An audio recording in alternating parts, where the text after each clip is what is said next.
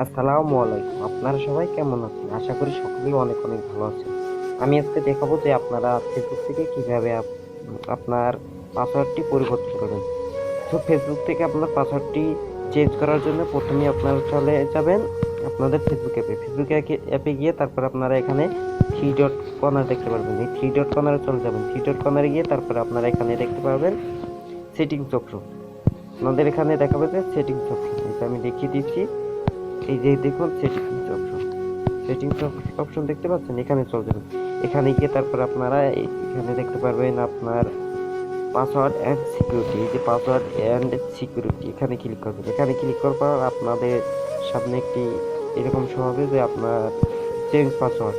যে দেখুন change password, এখানে আপনারা ক্লিক করবেন। এখানে ক্লিক করার পর আপনারা আপনাদের যে পুরনো পাসওয়ার্ড আছে, যে আপনাদের যে পুরনো পাসওয়ার্ড আছে ওই পাসওয়ার্ডটি দিবেন এখানে। এই যে পুরনো পাসওয়ার্ডটি আছে সেই পাসওয়ার্ডটি আপনারা এখানে দিবেন। এখানে দিয়ে তারপরে আপনারা এখানে নিউ পাসওয়ার্ড দিবেন। এখানে একটা নিউ পাসওয়ার্ড দিবেন।